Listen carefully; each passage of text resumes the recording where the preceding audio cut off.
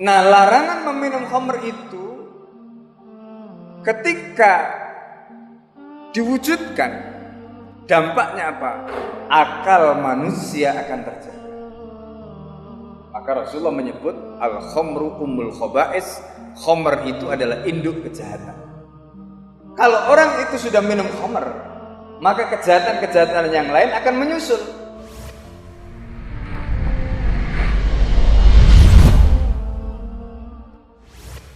Syariat Islam itu ketika diterapkan secara kafah disebutkan di dalam Al-Quran, wa ma arsalnaka illa rahmatan lil alamin. Dan kami tidak mengutus kamu Muhammad kecuali dengan membawa syariat yang dengan syariat itu rahmatan lil alamin, menjadi rahmat bagi seluruh alam. Itu hasil dari penerapan syariat Islam. Apa buktinya bahwa penerapan syariat Islam itu menghasilkan rahmat bagi alam? Ini kemudian dibahas oleh para ulama usul. Mereka menjelaskan begini. Yang dimaksud dengan rahmatan lil alamin itu apa? Ada dua. Yang pertama, rahmatan lil alamin itu terwujud karena apa? Ada jalbul masoleh, ada kemaslahatan yang didapat. Yang kedua, daf'ul mafasid, yaitu adanya kerusakan yang berhasil dicegah. Jadi dengan diterapkannya syariat Islam, maka dua hal itu akan bisa diwujudkan sekaligus. Diperolehnya kemaslahatan dan tercegahnya kerusakan. Nah, sekarang apa kemaslahatan yang didapatkan ketika syariat Islam diterapkan?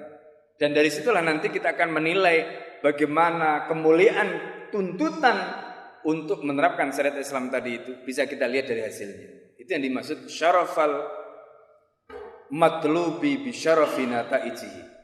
Kemuliaan yang kita tuntut atau kemuliaan sesuatu yang dituntut itu bisa dikembalikan kepada kemuliaan dari hasilnya. Dengan diterapkannya syariat Islam, maka yang pertama akan ada apa yang disebut dengan masalih daruriyah, kemaslahatan yang bersifat vital. Apa yang disebut dengan kemaslahatan vital itu?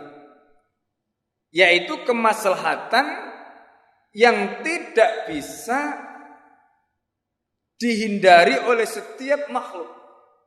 Kemaslahatan yang dibutuhkan oleh semua makhluk, itu kemaslahatan vital. Contoh, ketika kita bicara tentang kemaslahatan vital yang pertama, yaitu kemaslahatan yang terkait dengan hifdzul al-aql, bagaimana menjaga akal. Kapan akal itu terjaga dalam pandangan syariat Islam? Ketika hukum khamr diharamkan. Maka Al-Quran menjelaskan dengan jelas bagaimana larangan meminum khamr. Ya. Nah, larangan meminum khamr itu ketika diwujudkan, dampaknya apa? Akal manusia akan terjaga. Maka Rasulullah menyebut al-khamru ummul khaba'is. Khamr itu adalah induk kejahatan. Kalau orang itu sudah minum khamr, maka kejahatan-kejahatan yang lain akan menyusul.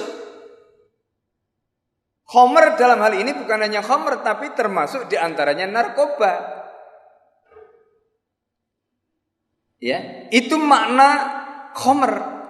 Karena khamr itu dalam bahasa Arab dari kata khamara, satu akar kata dengan kata khimar. Khimar itu apa artinya? Penutup kepala bagi wanita. Disebut khamr karena dia menutupi akal. Karena khamr itu membuat orang yang meminumnya menjadi hilang ingatan, tidak sadar, fly dan seterusnya. Maka apa yang disebut dengan khamr? Rasul menjelaskan kullu muskirin khamran wa kullu khamrin haramun. Setiap yang memabukkan itu khamr dan setiap khamr itu haram. Qaliluhu wa katsiruhu haram. Banyak maupun sedikitnya hukumnya haram. Coba bayangkan, ketika khamr itu diharamkan, kemudian keharaman khamr ini diwujudkan, dampaknya apa?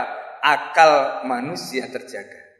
Ketika akal manusia terjaga, karena Rasulullah mengatakan al-khamru umul khaba'is, maka berarti kejahatan akan bisa dikurangi, kejahatan akan bisa dicegah, karena mereka yang minum khamr sudah berhasil